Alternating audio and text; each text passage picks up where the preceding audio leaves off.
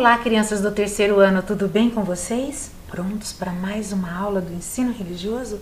Estamos aqui juntos de novo para aprendermos um pouco mais. Hoje nós vamos fazer uma revisão de alguns assuntos que nós já estudamos esse ano. Hoje nós falaremos de arquitetura e espaços sagrados. Mas antes, vamos separar o nosso material? Então vamos lá. Caderno, lápis grafite, lápis de cor e borracha. Eu vou aguardar.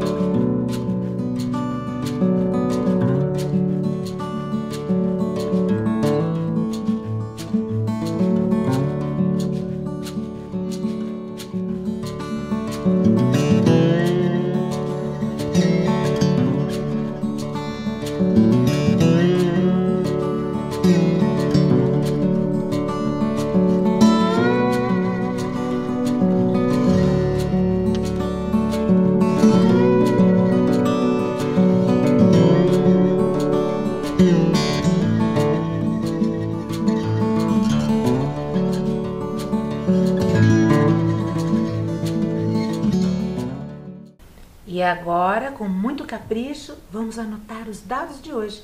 A data de hoje, aula 28, revisão, espaços e arquitetura religiosa, ensino religioso. Capricho, eu aguardo.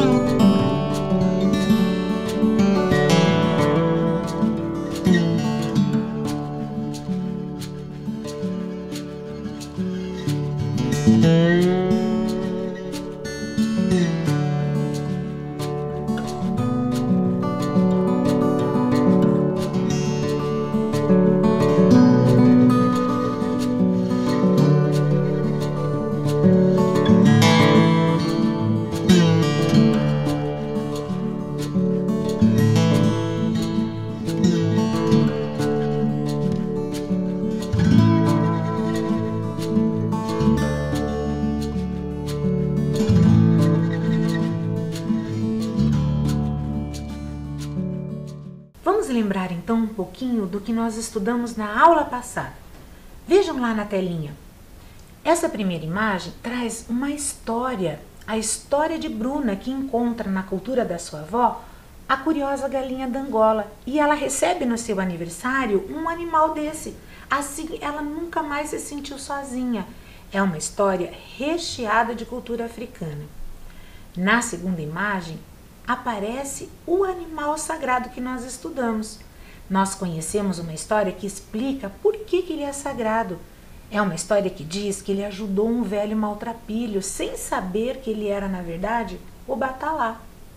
E a terceira imagem é um livro, e nós conhecemos um dos contos desse livro, onde a galinha da Angola salva os outros animais e por esse motivo ela recebe as gotas de chuva em forma de pintas brancas no seu corpo e ficou com essa aparência tão bonita que ela tem. Mas hoje nós falaremos de lugares sagrados e para isso nós vamos lembrar um pouquinho do que significa essa palavra. Acompanhem lá comigo. Sagrado, relativo a Deus, à religião, ao culto ou aos ritos religiosos. Sacrosanto, merecedor de veneração, de respeito. Venerável, respeitável. Então, assim como nós estudamos sobre os animais sagrados, existem também lugares sagrados que podem ser naturais ou construídos. Lembram do Rio Jordão? Ele é um lugar sagrado natural. Ele é importante para os cristãos, judeus e muçulmanos, pois está localizado em uma área considerada sagrada para essas três religiões. Também é um rio onde aconteceu o batismo de Jesus Cristo, história contada na Bíblia, que é o livro sagrado do cristianismo. Vamos ouvir uma história que fala na Bíblia sobre esse rio? Prestem atenção, vamos lembrar desse vídeo. Eu estou pronto para mais uma H11, é a nossa vitamina de fé, um devocional super especial. Muito obrigado você que está aqui junto comigo, hein? Deus está aqui, ó. Deus está aí. Bem-vinda, bem-vindo a mais uma H11.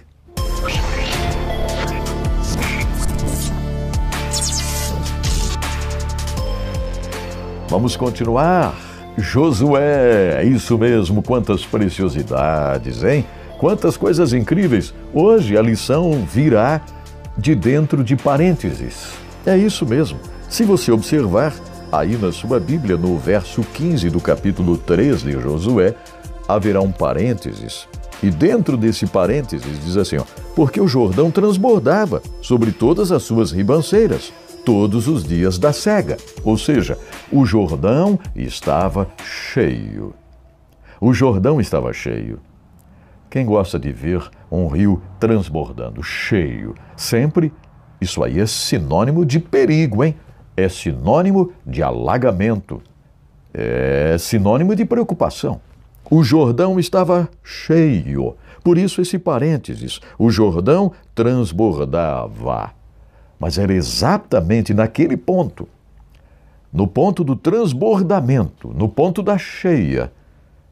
Aquele ponto havia sido escolhido por Deus, aquele tempo havia sido escolhido por Deus, para que o povo atravessasse o Jordão, para que o milagre fosse extraordinário, para que algo grande pudesse refletir o Deus de Israel.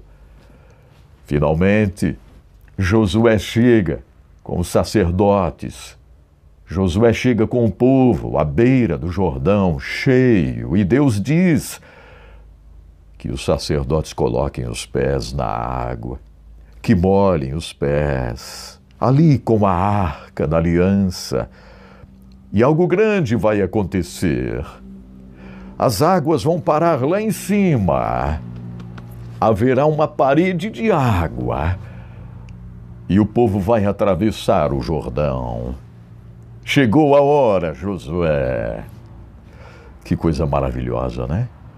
Chega o momento de você atravessar o Jordão cheio, transbordando, chegou. E são tantas as lições aqui.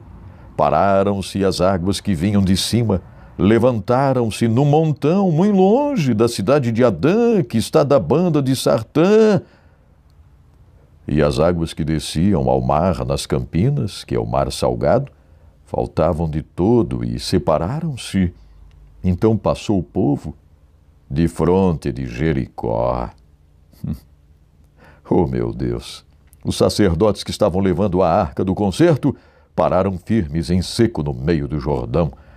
E todo Israel passou em seco, até que todo o povo acabou de passar o Jordão. O povo cruzou o Jordão. Já estavam do outro lado. Que preciosidade isso, gente. Graças a Deus. Que momento extraordinário. Aí vem uma outra lição muito interessante. E para ilustrar isso, eu vou colocar um vídeo aqui que gravei um tempo atrás, aqui mesmo, aqui em casa, no terreno da mãe, do pai, aqui, e onde trabalhei na minha infância. Eu gravei aqui há um tempo atrás, e eu quero que você acompanhe. É a próxima lição que vem exatamente agora no capítulo 4 de Josué. É a lição de hoje, acompanhe aí, ó. Quando eu era criança, este era um dos meus lugares preferidos. O rio Trombudo baixava o seu nível e a gente conseguia atravessar o rio e chegar a essa espécie de ilha particular, bem no terreno do meu pai. Eu amava estar aqui entre as pedras, observar o desenho das pedras.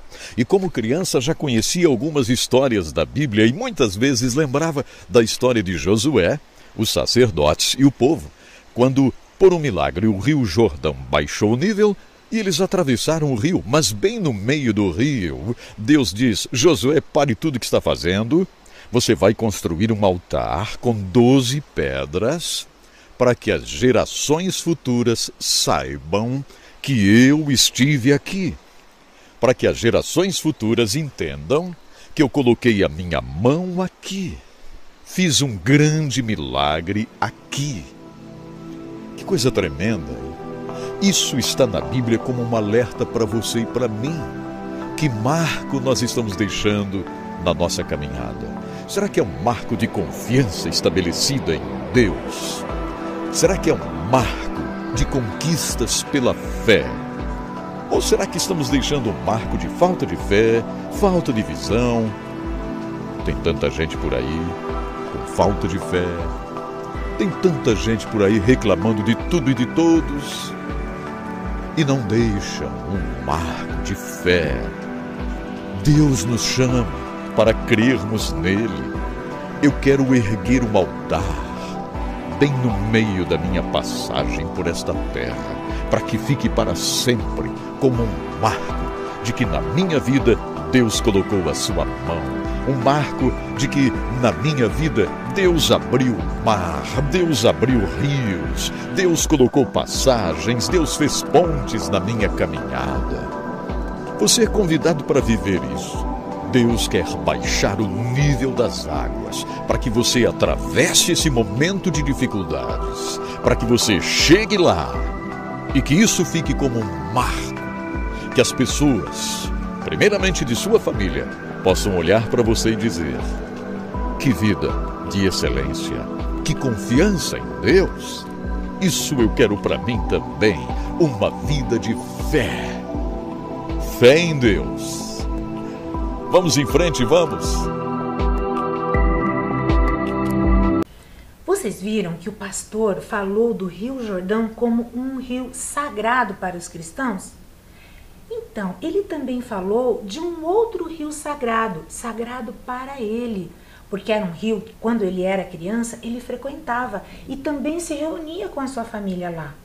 Então, o sagrado, às vezes, não é só dentro da religião, mas pode ser um lugar sagrado para nós. Outro rio que eu queria mostrar para vocês e que também é sagrado é o rio Ganges. Ele também pode ser chamado de rio Benares. É um dos rios mais importantes e mais emblemáticos lá na Índia. O Ganges, ele é um rio sagrado para os praticantes do hinduísmo, que veneravam as divindades de Shiva e Ganga. E é por esse motivo que o rio também é considerado uma divindade.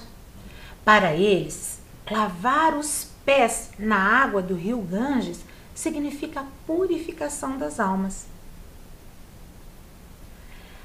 Existe também um outro rio, sabe aonde? No Brasil, que é considerado sagrado. Vocês imaginam aonde seja? Ele não fica só no Brasil, ele também fica no estado do Paraná. Isso mesmo, no nosso estado. Inclusive, existe uma lenda sobre esse rio. Esse rio ele é considerado sagrado para os indígenas. Aliás, se for pensar bem, todos os rios são sagrados para os indígenas. Mas vamos conhecer a lenda desse rio em específico. Vocês sempre me perguntam a origem do nome da nossa TV Tarobá. Pois bem, vou explicar para vocês. E a origem vem da lenda das cataratas. Veja.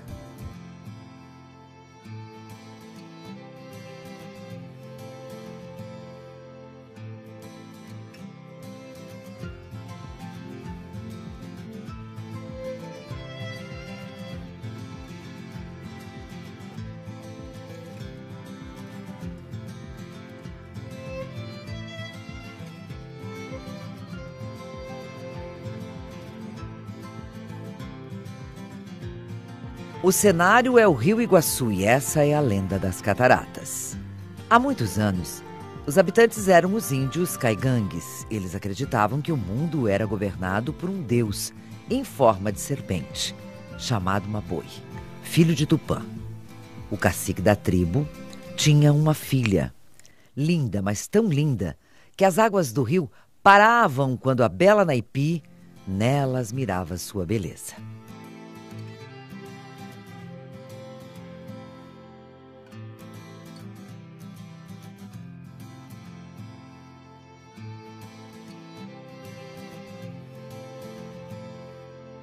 E de acordo com a lenda, Naipi fora consagrada ao deus Maboi, ou seja, vivia somente para o seu culto. Havia sido prometida a ele. Entre os caigangues, um jovem guerreiro chamado Tarobá se apaixonou por Naipi.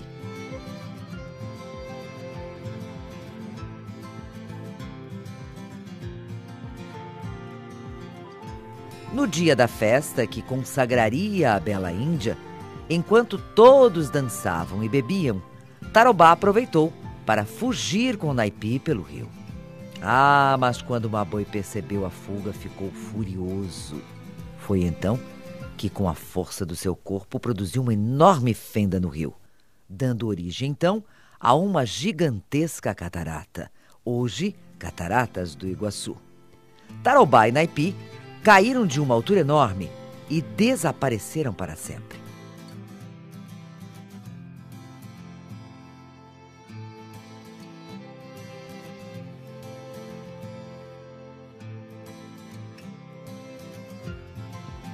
Diz a lenda que Naipi foi transformada em uma das rochas centrais das cataratas, onde para sempre seria castigada pelas águas revoltas, enquanto Tarobá foi transformado em uma palmeira à beira do abismo.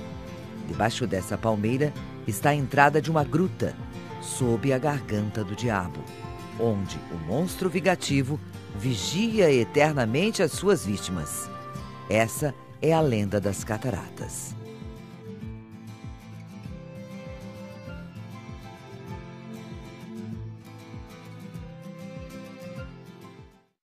Os lugares que nós conhecemos até agora são lugares sagrados naturais.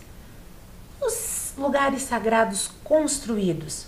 A arquitetura religiosa é uma das expressões do sagrado presente em diversas culturas. Mas o que é arquitetura, professora? Vejam lá na tela. A arquitetura é a disposição das partes ou dos elementos que compõem os edifícios ou os espaços urbanos em geral. Basicamente, os lugares construídos, considerados sagrados, são os templos, as sinagogas, a catedral, a igreja, o santuário, a mesquita, a casa de adoração, a casa de reza, o terreiro, o cenáculo, o salão do reino. Nossa, existem vários lugares onde o território desses lugares é considerado sagrado. O espaço sagrado construído também é um lugar sagrado para as práticas ritualísticas e devocionais dos fiéis, cada um na tradição da sua religião. Vamos para o nosso primeiro espaço. Vejam lá, Igreja Católica Apostólica Romana. Para essa religião, as torres expressam um significado. Olhem lá as 3 imagens. Todas essas construções possuem torres. A arquitetura, com suas torres apontando para o céu, para o alto, elas representam o inacessível, a segurança e a visibilidade, assim como a torre de um farol que orienta os navios. As torres são símbolos que apontam para o caminho certo. Agora, nós vamos conhecer um pouco a nossa catedral. A Catedral Basílica Menor Nossa Senhora da Luz dos Pinhais.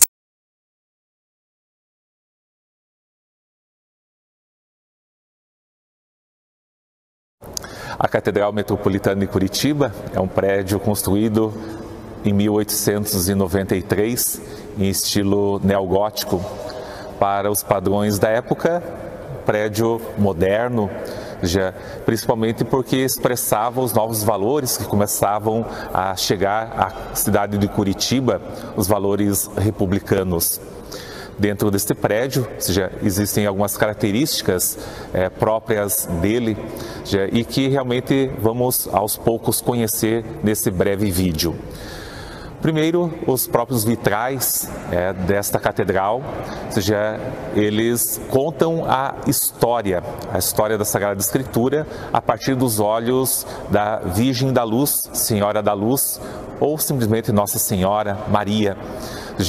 Então, a cada vitral, somos convidados a refletir sobre uma passagem do Evangelho e da vida de Maria, dentro da Palavra de Deus. Possuímos também dentro dessa igreja catedral um órgão de tubo, ainda pneumático, significa que ele é movido basicamente a ar. São dos irmãos Bohr, construído provavelmente no Rio Grande do Sul e trazido para a cidade de Curitiba. A Catedral de Curitiba, na década de 80, recebeu a visita do Papa João Paulo II, que celebrou uma grande missa em nossa cidade. A cátedra que se encontra nesta igreja foi usada pelo Papa João Paulo II e é também hoje um dos símbolos dessa cultura, da parte cultural de nossa cidade de Curitiba. Assim como a Catedral de Curitiba, propriamente o seu prédio, ela influenciou também outros locais da própria cidade, a própria questão cultural de Curitiba, visto que a igreja era o polo que irradiava a cultura para as pessoas e também, além de irradiar, ela era cuidadora ou defensora da própria cultura. Então, as pessoas que acorriam à igreja e acorrem à igreja hoje, quando aos domingos, de maneira especial, os turistas vêm a esta igreja catedral, eles vêm para conhecer a cultura intrínseca a essa estrutura de igreja. Então, quando ela hoje, dentro da Praça Tiradentes, ela se destaca, ela não se destaca somente pela questão religiosa, mas por um convite às pessoas aqui entrarem e conhecerem aquilo que hoje quase não mais se encontra dentro das nossas igrejas em Curitiba. Quer dizer, então, ao visitar a igreja catedral, somos convidados a uma imersão na cultura e, principalmente, ser testemunhas dessa cultura junto às outras pessoas que aqui passam. Então, vamos continuar com os lugares sagrados construídos. Vejam lá o próximo, as mesquitas. A mesquita é um lugar sagrado para os fiéis do islamismo. Vejam lá na tela. Vejam como a construção é bem diferente. É muito fácil para quem conhece essa arquitetura identificar que faz parte de uma mesquita. Ela tem algumas características bem diferenciadas dos outros lugares sagrados. Essa que eu trouxe aí na telinha para vocês é a mesquita de Curitiba. Ela se chama Ali ibn Abi Talib. Vamos conhecê-la um pouco melhor?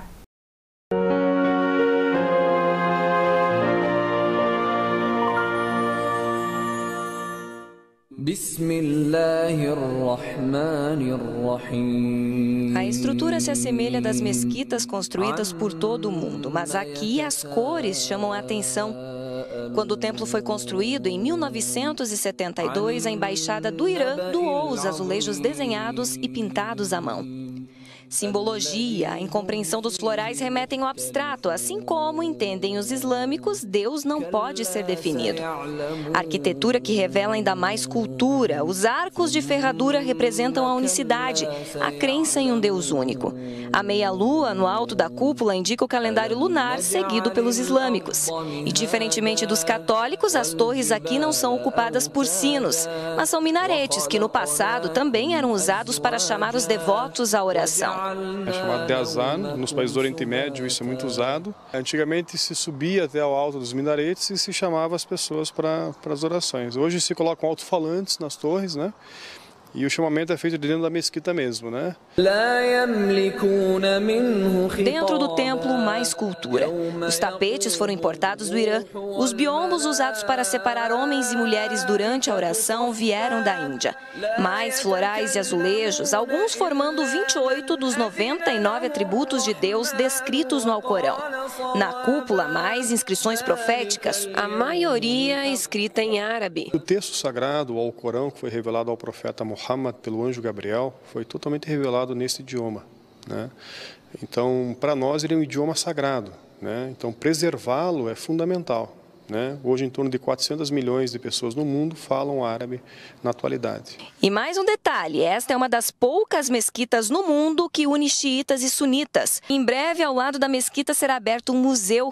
Algumas peças, como estas vindas do Irã, já somam ao acervo. A intenção é divulgar ainda mais a cultura dos países islâmicos, diminuir o preconceito e aumentar o conhecimento. Desconstruindo o que a gente chama de islamofobia, né, que é um preconceito que surgiu a partir de 2001 nas Torres Gêmeas de Nova York, nós achamos que a melhor forma é abrir as portas para que as pessoas possam visitar, possam nos contatar, possam interagir conosco, né, como uma forma de desconstruir toda a forma de preconceito. Quer dizer, além de conhecer um pouco dessa estrutura da arquitetura, ter também revelado um pouquinho dessa fé.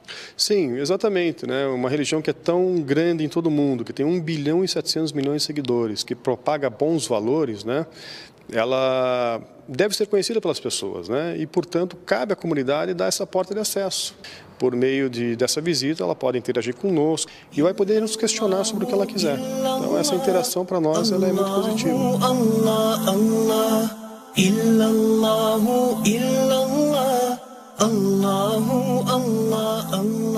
Agora nós vamos lembrar dos templos budistas. As construções dos templos budistas possuem esse formato de telhado. Vários templos com construções diferentes possuem esse mesmo estilo de telhado. Olha lá, o templo budista Jodoshu Nipakuji, que fica em Curitiba. O outro já é o templo budista Ronpoji, que fica em Londrina. E olha esse outro templo, templo budista Zulai. Esse fica lá em São Paulo.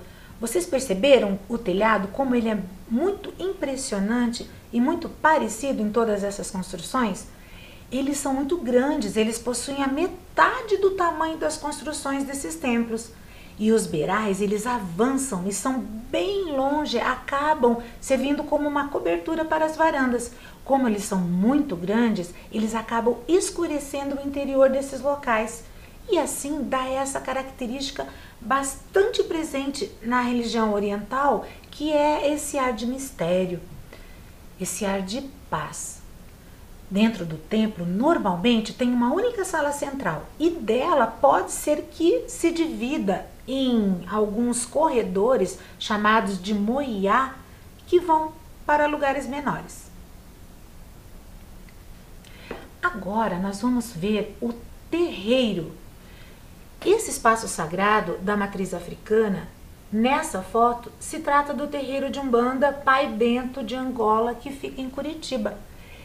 Essas construções também podem ser chamadas de tendas ou roças, e elas sempre estão localizadas onde existem mais matas, árvores, rios, ou em lugares que seja possível manter a representação de um ambiente natural, que para a religião afro-brasileira é muito importante que tenha essa ligação da natureza com as suas ações. Normalmente, são situados em bairros de periferia e regiões metropolitanas dos centros urbanos. Vejam lá o terreiro de Umbanda Pai Maneco. Esse também fica em Curitiba. Vocês sabiam que ele é o maior do Brasil? Nessa primeira foto, vocês estão vendo a construção externa. E na segunda, como é o seu interior, onde acontecem os seus rituais, que não são só praticados dentro das construções, mas também fora dele. Eu trouxe agora para vocês um terreiro de candomblé, Ilê-Acê Iba-Omi-Ossum, que fica em Curitiba. Parece uma casa comum, não é? Tem um significado muito grande para os fiéis dessa religião. O seu interior ele é adaptado para as necessidades que o grupo possui segundo as suas tradições. E o terreiro de candomblé da Mãe Márcia do Oxum, que fica lá no Rio de Janeiro. Esse nós vamos conhecer um pouquinho mais através de um vídeo que eu trouxe para mostrá-lo para vocês. Meu nome é Sabrina, eu sou chamada como Ebome Sabrina. Fui nomeada como Ebome porque quando nós fazemos mais de 7 anos de santo, damos as nossas obrigações, fechamos o nosso ciclo, né, do ritual, nós somos chamados de Ebome. Só quando a gente cumpre o ciclo de 7 anos. A minha função aqui é passar o meu conhecimento durante esses 7 anos para os mais novos, que são os chamados Iaô ou os abiãs que ainda não foram iniciados na religião. Na entrada de qualquer templo, nas portas, deve haver sempre o Mariô, porque ele delimita que esse espaço daqui para dentro é sagrado. Tá, entrando pela porta da frente, nós temos ao lado esquerdo o Ilecim, que é o quarto local de culto de Exu. Porque ele é o guardião do lado esquerdo. Ele está sempre à esquerda de quem entra na casa, de quem é à esquerda de quem entra. Que é o primeiro orixá, é o orixá guardião da comunicação, né? É o que ele é o primeiro sempre, ele faz a ligação entre os homens e os orixás. Né? Aqui também é um Jubó Exu, Iangui, que é um dos principais Exus da humanidade, né? Que é seguidor de Oxum. E aí você tem a ancestralidade feminina, baseada no Ojubó de Yamixorungá. Né? Essa é uma das mais complexas formas femininas da lua, das mulheres, e que diz que nas entranhas dela vem tudo para o mundo. Né? Então ela tem a gesticulação da cabaça, da barriga, do ventre, que procria. No lado direito nós temos o quarto de Ogum, que é o segundo orixá, que também é um orixá guardião. Tá vendo? É um Jubó Ogum. O Jubó é um local de culto assim aberto. E Ilecim é a casa de culto, quando essa casa é fechada. Essa aqui é a casa de Ogum. Para abrir os caminhos, por isso eles estão sempre na frente, porque eles são os primeiros orixás. Aí, como vocês notam, vem o espaço sagrado de novo. Por mais decoração que tenha, tem que haver o Mariô. Entrando na casa, nós temos o primeiro local, que é o salão, né, que é aberto ao público. É onde você recebe as visitas. Visitas em casa de tradição entra sempre pela frente. Você sabe quando uma pessoa não é visita? Porque ela entra pelos fundos. Entendeu? Então, se eu sou iniciada numa casa e o meu marido é uma visita, eu vou entrar pelo fundo e ele vai entrar pela frente. Entendeu? Ele é só um reconhecedor. Então, no salão você implementa o axé, que a própria casa em si já é uma entidade. Para implementar uma casa dessa, você precisa, desde a base, vir preparando com axés, com elementos, né? E aqui você tem o axé e a cumieira, que sustenta também divindades, que segura todo o sistema da casa. Após, nós temos os quartos de santo, que é de Xangô, que é o orixá da justiça, né? O elemento de Xangô é pedra, daí é constituído de pedra, que representa a própria força, né? O machado duplo, que é como se fosse o juiz, né? Que é o que julga, é o que ajuda as pessoas nos casos de justiça. Temos o quarto de Oxalá, que é o pai soberano também. Que é a casa de Oxalá. Onde tudo é branco, tudo representa a paz, a harmonia, né? Como vocês podem ver, não tem nada de temível. E o quarto de minha mãe Oxum, que é o orixá da Yalorixá. Então ela é mãe de todo mundo, da casa, até de quem não é também. Tem uma fonte, ali tem peixes. A construção foi feita pelas pessoas da casa, com pedras daqui do local mesmo, né? Tem a ver com... Não está tão arrumado, mas É mais ou menos aqui. Aqui é onde chama de roncol, que é o útero da casa.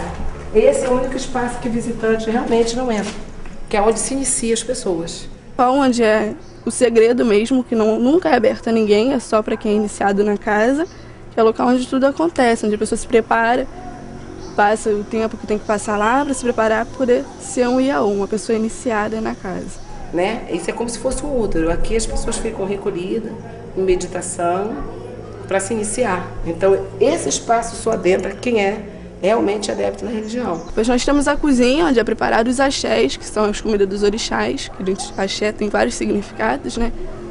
Ali é a casa de Obaluaê, Nanã, né? É o espaço sagrado de Obaluaê, Nanã, Oxumaré e Ossanho. Orixás da terra, orixás ligados à cura, à medicina, à saúde. Então nós temos, na verdade, uma divindade para cada um problema ou uma solução, né? Subindo, nós temos Iroko, que é uma árvore muito antiga, que nós acreditamos que ela conhece tudo, né? Ela, todo lugar, toda casa de santo é certo, tem ela. E isso aqui é um labô, porque labô em Yorubá quer dizer floresta, e bo quer dizer floresta. E a gente chama de labô, numa conexão. Então, ainda que pequeno, a gente tentou fazer essa representatividade. Como nós aqui somos de Queto, então tentamos preservar assim, um espaço onde dissesse que é uma floresta, tem árvores frutíferas, árvores sagradas, como a paucá, que é a jaqueira de novo, né?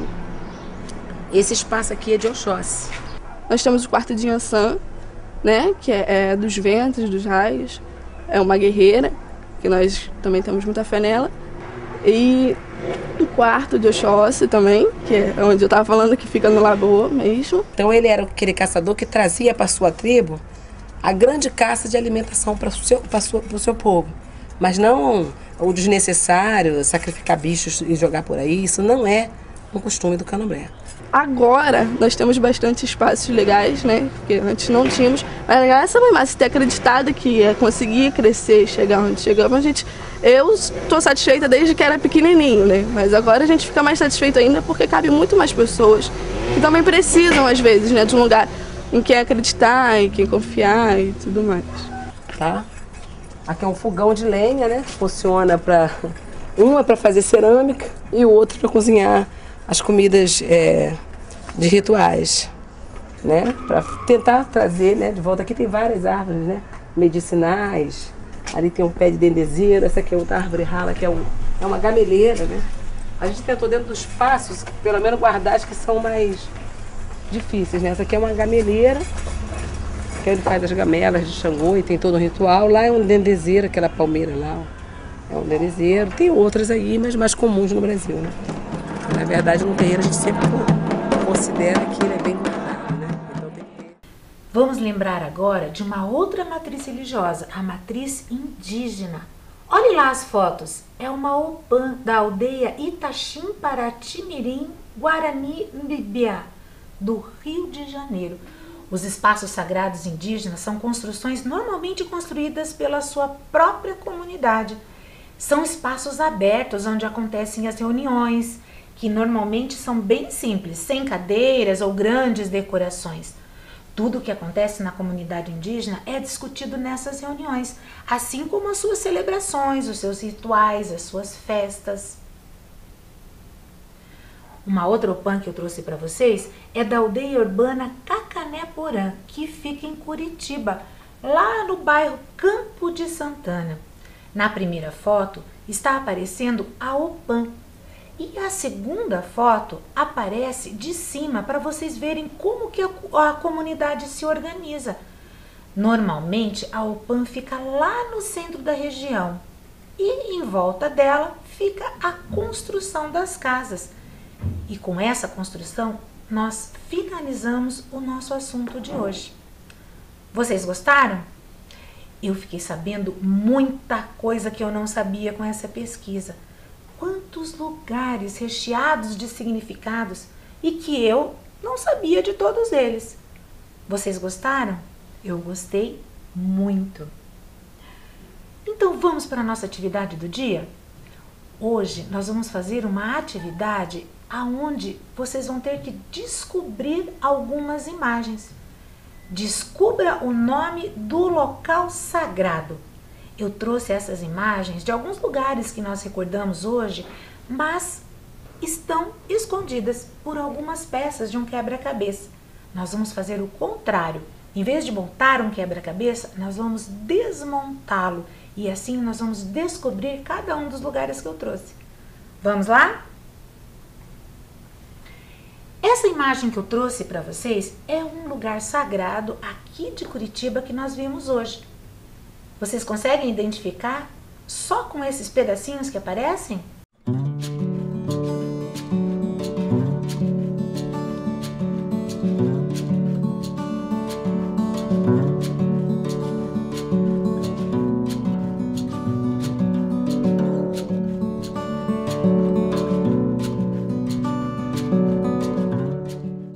Conseguiram descobrir o nome desse lugar sagrado? Vamos tirar mais algumas peças? Agora já tá fácil, né?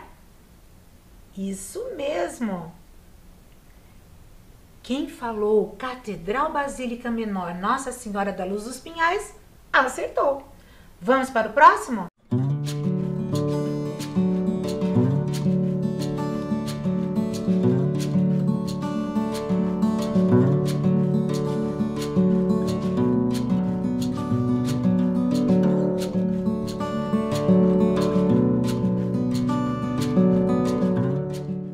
Esse foi um pouquinho mais difícil, né? Vamos lá!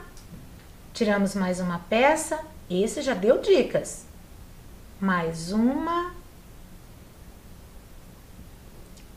Quem falou Templo Budista Jodoshu Nippakuji acertou. Vamos ver o próximo. Vamos tirar uma peça e outra. Vamos tentar descobrir?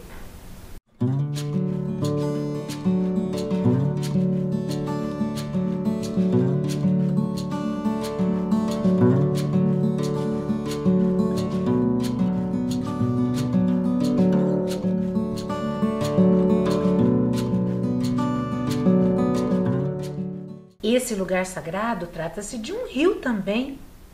Vamos ver? Nossa, que linda essa paisagem, né? Quem falou Rio Ganges acertou. O próximo, vamos tirar duas pecinhas para tentar descobrir qual é esse lugar. Não está difícil, eu aguardo.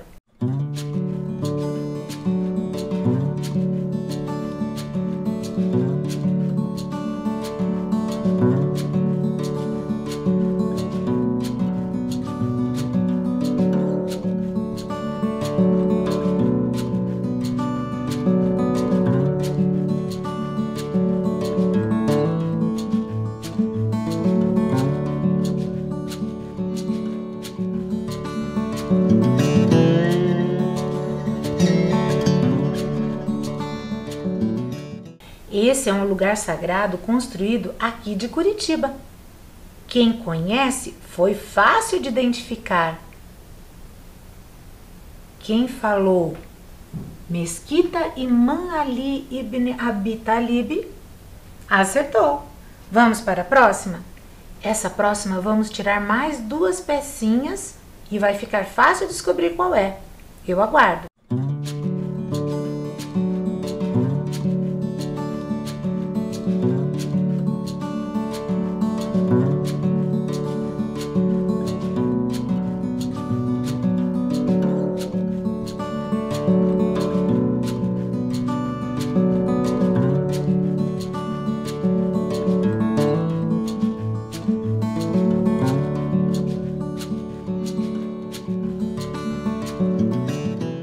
Esse também não estava difícil, né, crianças? Um lugar sagrado? Natural. Quem falou Rio Jordão, acertou. E assim, crianças, nós chegamos no final dessa aula. Vamos revisar um pouco tudo que nós conhecemos? Relembramos sobre o animal sagrado da matriz africana galinha d'Angola, conhecemos a lenda das cataratas, os rios Jordão e Ganges, e conhecemos a arquitetura de lugares sagrados construídos de cada uma das 4 matrizes. Eu adorei essa aula e espero que vocês também tenham gostado. Nós ficamos por aqui. Não esqueçam de lavar bem as mãos e ficar em casa. E se sair, use a máscara.